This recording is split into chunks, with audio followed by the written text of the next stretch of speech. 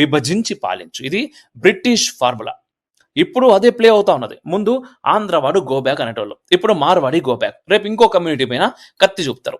ఇది breaking India forces అనే పెద్ద గేమ్ లో భాగం.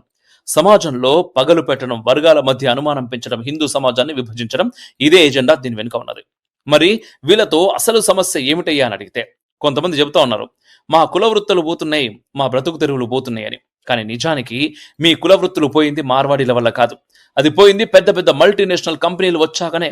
అదే క్యాపిటలిజం అని అంటా ఉంటాం. అంతెందుకు, కూర్చున్న చోటు నుంచే కదలకుండా షాపింగ్ చేయడానికి అమెజాన్, ఫ్లిప్కార్ట్ అని ఎన్నెన్నో కంపెనీలు వచ్చినాయి. ఇప్పుడు జనాలు మీ షాప్లోకి వస్తున్నారా, ఆన్లైన్లో పర్చేజ్ చేస్తున్నారా? ఇప్పుడు చెప్పుర్రి, ఎవరు వ్యాపారాలను ఎవరు దోచుకుంటా ఉన్నారు? అలానే దేశవ్యాప్తంగా విస్తరించున్న మల్టీనేషనల్ కంపెనీలను మూయించగలుగుతారా మీరు? ఈ ఫ్యాక్ట్స్ ని పక్కన పెట్టి ఎందుకో మార్వాడీల మీద కత్తి చూపుతున్నారు. ఈరోజు తెలంగాణలో గో బ్యాక్ మార్వాడి అని నినాదం వేస్తే రేపు గుజరాత్లో గో బ్యాక్ తెలంగాణ వాడు ఉంటారు. మహారాష్ట్రలో, బీహార్లో, తమిళనాడులో కూడా మన వాళ్ళే వేల సంఖ్యలో పనిచేస్తా ఉన్నారు. అరబ్ దేశాల్లో, దుబాయ్, సౌదీలో లక్షల సంఖ్యలో మన తెలంగాణ వాళ్ళు పనిచేస్తున్నారు. అక్కడ వాళ్ళు కూడా గో బ్యాక్ అనుకుంటే ఇక్కడ ఉన్న పరిస్థితి ఏమవుతుంది? మరి ఎవరి మీద పోరాటం చేయాలి?